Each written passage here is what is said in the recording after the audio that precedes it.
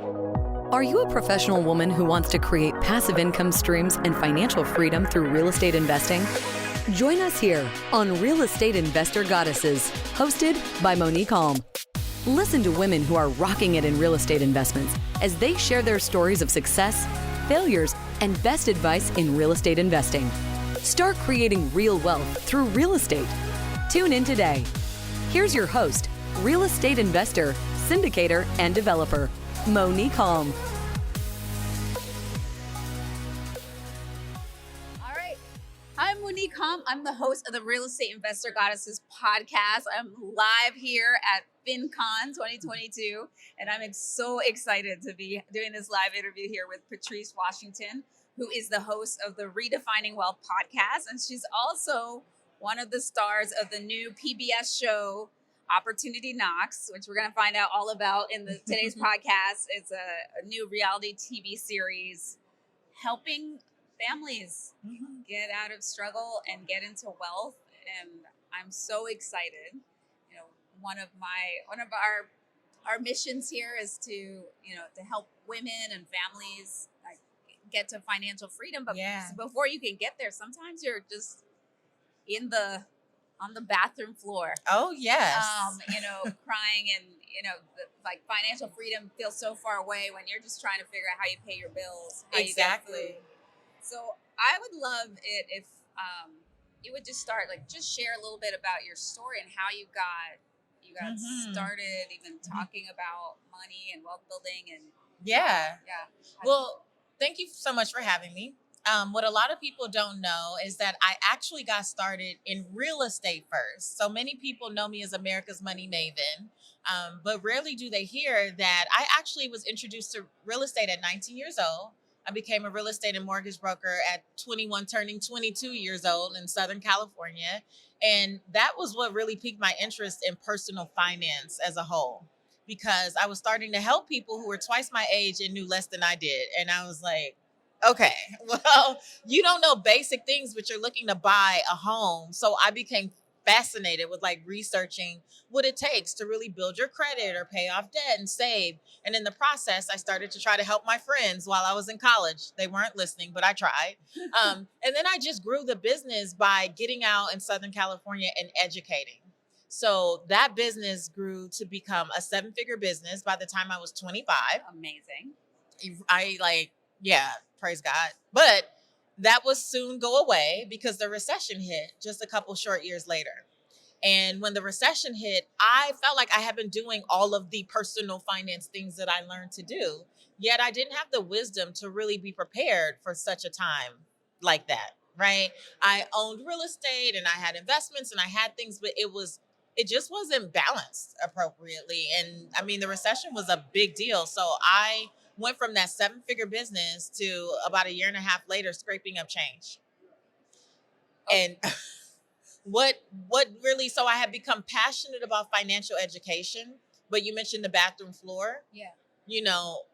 The day that I had to chase the power man down and beg him to put the lights back on or my daughter's milk would spoil. And this is after coming home to yet another eviction notice, several months in a row in my little teeny tiny apartment that I lived in after my home foreclosed. I was literally at the point of being sick and tired of being sick and tired. And even what I was hearing, the personal finance education that I was hearing, and even the stuff I used to say to people, it did not apply. I was like, that you're assuming that I'm here. And right now I'm trying to make a choice between, do I buy milk or do I pay the light bill? A lot of Americans, even people who may have education and know better and, I have degrees and I have all these things. When life happens, you can still find yourself in a place going, what the heck am I supposed to do? And that's where I was in 2009. I found myself in similar places. Let me step back because I'm so fascinated by. So here you are. You have a 7-figure business. Mm-hmm. You're teaching about money and finance. You have investments and real estate. What would you have done differently if you had to do it again? What? Well, the scripture that changed everything for me was Proverbs 17:16. It's the scripture that I found when I was on the bathroom floor. And it said, what good is money in the hands of a fool if they have no desire to seek wisdom? And what I would have done sooner was seek wisdom. I would have sought wisdom. So I grew up in a Belizean American home, like single mom, single grandma. I grew up with the like, you figure it out, you keep people out your business, like you just make things happen. You have to lone wolf it. You have to lone wolf it. And so when that's the mentality, nothing in me thought about asking for help. Nothing in me thought about where can I get support. I internalized everything. And for so long, I was willing to just suffer in silence. People really didn't know what was going on with me. And so what I would have done differently was ask for help sooner. Yeah. I would have been more honest about where I was. And we all know, especially with money stuff, there's so much shame. There's so much embarrassment. For me, I felt guilty. How could you do this when you were the one that made it? Like, you were supposed to be taking the whole family to the promised land, and look at you. Like, everyone was rooting for you. I felt like I didn't just let myself down. I now have a new baby. Why would I bring a baby into this world in this scenario? Like, there are all these thoughts going on. So if I had to do it over again, I would have got help sooner. I'd have been more honest and transparent and said, like, I don't know what I don't know. Yeah. Because I could have got out of it, I think, sooner, quicker, faster had I been honest. And maybe it wouldn't have even gotten so bad. Yeah. It's gotten help sooner. Yeah. You're the host of a podcast called Redefining Wealth. Yeah. How do you define wealth? So I define wealth the way the 12th century definition read. It's the condition of well-being. Oftentimes when we see or hear or think about wealth, we think about the surface level definition, right? So we're in a money space where I think a lot of us would define it as, an abundance of money and material possessions, because that's what we hear, that's what we see. Shortly after my bathroom floor moment, and when I was looking up the difference between knowledge and wisdom, I also really got into what is wealth really, and what is rich, and all this stuff. And when I really dug deep and saw that the original 12th century definition of wealth was the condition of well-being, it's like something like dropped in my stomach, like thinking about my life up until that point. Yes, I had a lot of monetary financial success, but I start to think about my relationships. They have been bankrupt. I was a good person, but I was so focused on building my business that if you could not help me build my business, I did not have time for you on the weekends because I was in my hustle and grind, right? I wasn't physically well. I was ignoring a lot of things in my body that manifested by the time I ended up on bed rest with my daughter, right? But what do people do? You're on your hustle and grind. So we ignore symptoms. We ignore, I wear fatigue like a badge of honor. Like, of course I'm tired. I'm on my hustle and grind. Sleep when you die. You sleep when you die. There's so many parts of my life that I was really not honoring. I was not well. And when it came time to rebuild, I always tell people I was not looking at a budget every day. I was not looking at my credit report every day. That definition changed everything for me. And I didn't call it the 6 pillars of wealth back then, but I started to say to myself, where can you become more well? And when I start looking at that, that is what got me back into working out, paying more attention to what I was eating. Mentally, am I really well? What am I feeding myself? What am I listening to? What am I allowing in my spirit? Some of these things are why I have limiting beliefs about what's possible for me. I started to shift those things. I started to honor relationships more. I started to put boundaries in place. I started to not have drive-by faith, which was I'm going to do a quick 2-minute devotional. I started to put my time, my quiet time on the calendar just as much as everything else. I started to honor and respect my space. All of those things later became what I now call the 6 pillars of wealth.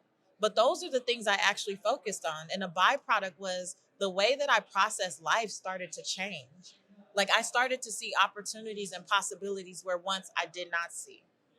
Because I was so focused on what I was in, I couldn't look up. I couldn't look around and see that maybe this was happening for me and not just to me. Yeah. And that was the beginning. And that is still to this day how I live my life. I live my life by the pillars. I show you my phone right now. My calendar is set up by the pillars. So what are the 6 pillars of wealth? So the first pillar is fit. It's about becoming your best self. I talk about being mentally and physically prepared for what you say you want. Many of us are praying for things that we're not really prepared to walk into. The second pillar is people. It's about creating relationships that matter personally and professionally. For me, a lot of that is like creating boundaries, like creating sacred time for the people that matter most, honoring and respecting people. It's not about, oh, you have 1 million followers or you have this. Like, I go off energy and people's spirits, and that's how I live my life. Like, so there's that. And one of the things I just want to say there for somebody who's watching, and I know you need this, with the people pillar, how my business has been built and how my success this time around has been built is understanding that there's always someone watching who has the power to bless you. But who are they watching you be? I love that. Who are they watching you be as you move through life, right? And that is the reason that I'm even here. That's the reason that I'm on the show. It's not because, I'm putting on like some appearance, like when a camera is on. I'm the same way. I met you yesterday, Yep. right? I'm the same way when there's no one else in the room and there's just 2 or 3 of us as I am if I'm on the stage and there's thousands. And that people pillar and understanding that has game changer for me. The third pillar is space. It's about setting up your life to support you. So that's like, like the energy in your space, like, is that really set up to support what you say you want? The fourth pillar is faith. It's about believing in something greater. I don't try to police what people believe in, but if you say you believe in something, make time to practice it. It should be a part of how you navigate life. The fifth is purpose or work. It's about living your life's purpose, because I believe living in your purpose helps you better set your priorities, and therefore your personal finances fall in alignment.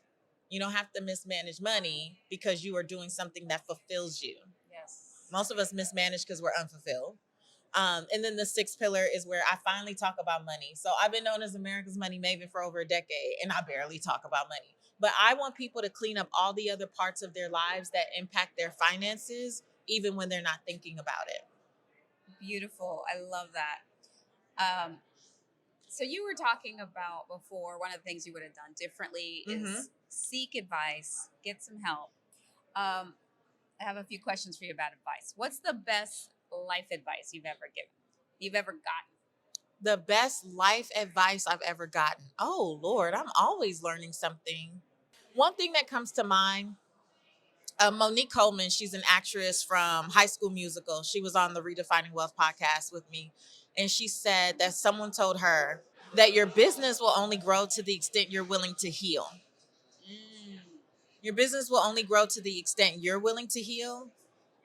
And every time I feel stuck or stagnant in some way, I tap back into that and go like, what childhood trauma am I not addressing here? Because you can do all the personal development you want, like in the world. But as you ascend to new levels, you will realize that you have limiting beliefs that have been in the background that you didn't even know. Yeah. Right. And it's not until you step into a new space or you want to go to a new level or you want to try a new thing and you have that little voice in the background that's kind of running why you do or don't do things. So every time I think about that, or I go, why are you making this hard? Why are you making this complicated? It's an invitation to heal. It's an invitation to heal over and over and over again. And so many of us have normalized so many of our life experiences that we just think like, oh, I'm going to die this way, and we don't have to live that way. So that's one that I find myself using and looking at over and over and over again.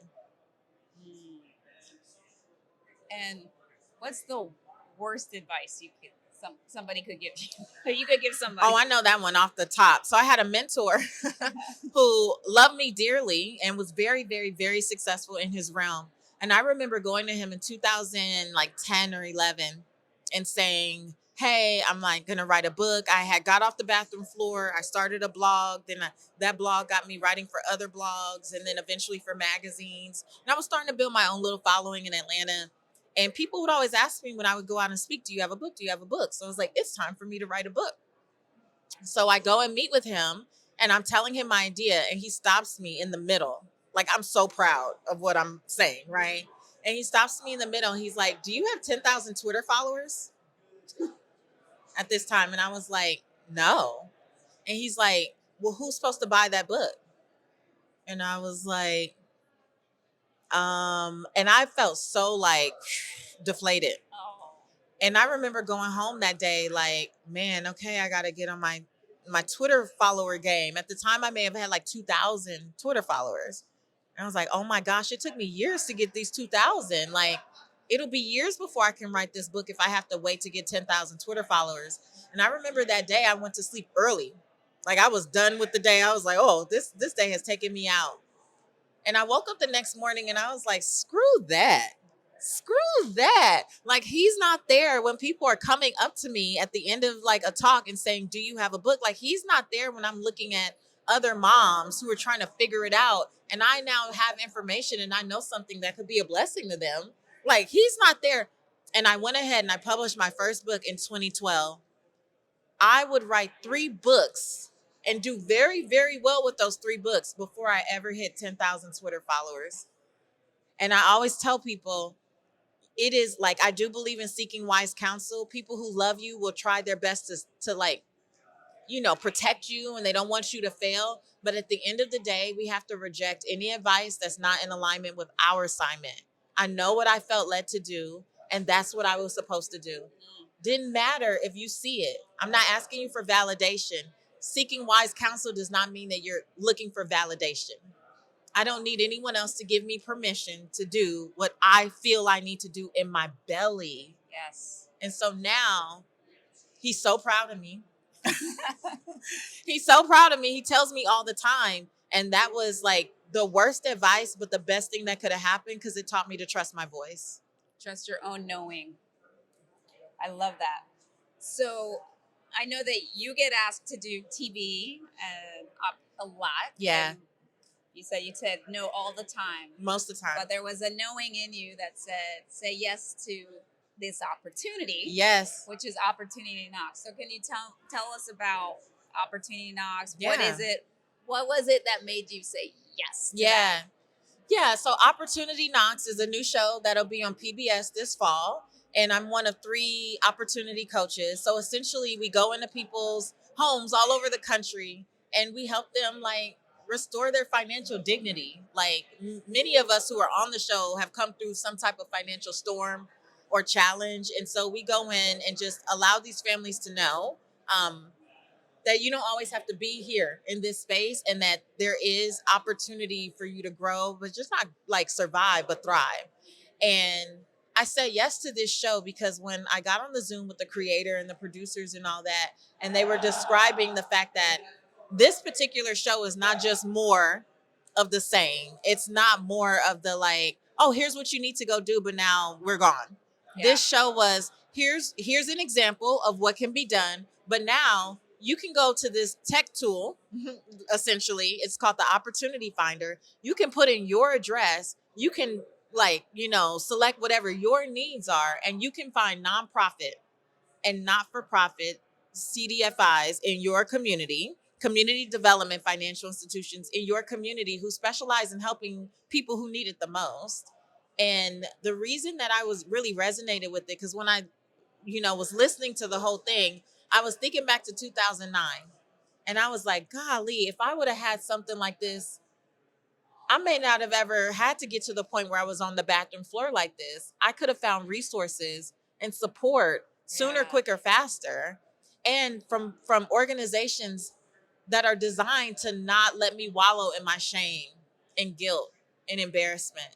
And for me, it just felt like when I think about younger Patrice, or, before everyone else knew me as America's Money Maven, I just think about like, if I would have had that, what could have happened sooner for me?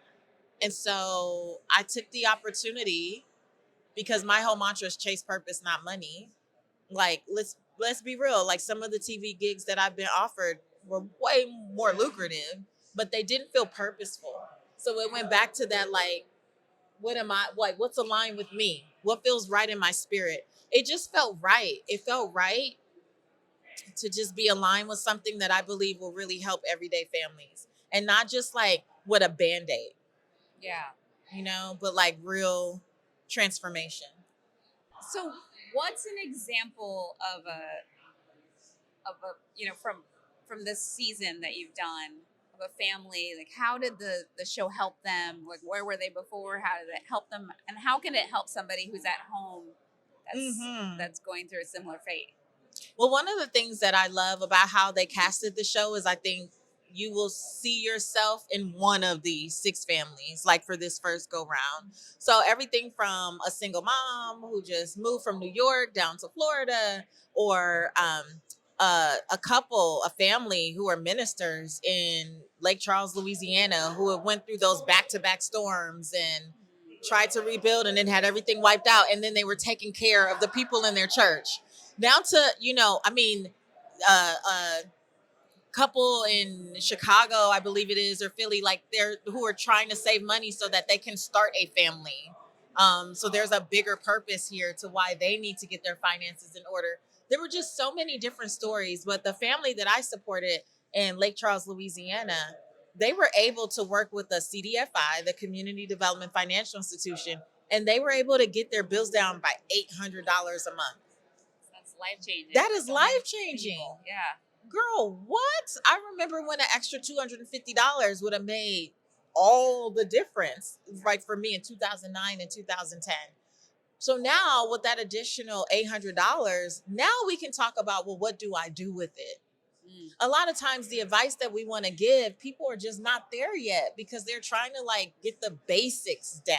Yeah. And again, that's what I love about the show is like everyone is unique. Everyone is different. Our backgrounds are different. Our experience is different. The credit scores don't tell the whole story. Right. And what I love about these community partners that you can find through the Opportunity Finder is that you're going to talk to real people who are going to help you navigate your story and what makes sense for you. So every family on the show was helped completely differently because they had so many different backgrounds, but overwhelmingly, it was about helping them save, more money each month and then redirect that to what it is they actually want, what they want to do. Beautiful. So one last question before we go to our end of show Trinity. So Trinity is a brag, a gratitude, and a desire. Yeah. So my question is, what advice would you have for a woman who's maybe not on the floor, but has, things are balanced but is wanting to create wealth in the broad sense that you define? What advice would you give her? I would say to be radically honest about where you are and what you say you really want. I think a lot of times we are trying to police ourselves based on like what we should do, what we should want, and how it should look. And I turned 40 last year, and there's something about a woman turning 40. Like, I turned 40 last year, and that was like such a moment for me to just go, be radically honest. Like, if you are not worried about what other people would think or what anyone would say, what does wealth, like, what does it really look like for you? So for me, in each one of these pillars, I've been able to identify this is what wealth looks like for me. That's why my book is Redefine Wealth for Yourself. Yeah. So in the 5th pillar, what does that look like? I'm not the little rail thin girl I used to be. I turned about 35 and things just start coming on, right? And I found myself still attached to numbers I was attached to a number on the scale, but that number didn't always mean that I was healthy. Yeah. So now in this season of redefining wealth, looking at the 5th pillar, what does that mean for me mentally and physically? In my relationships, what does wealth look like for me?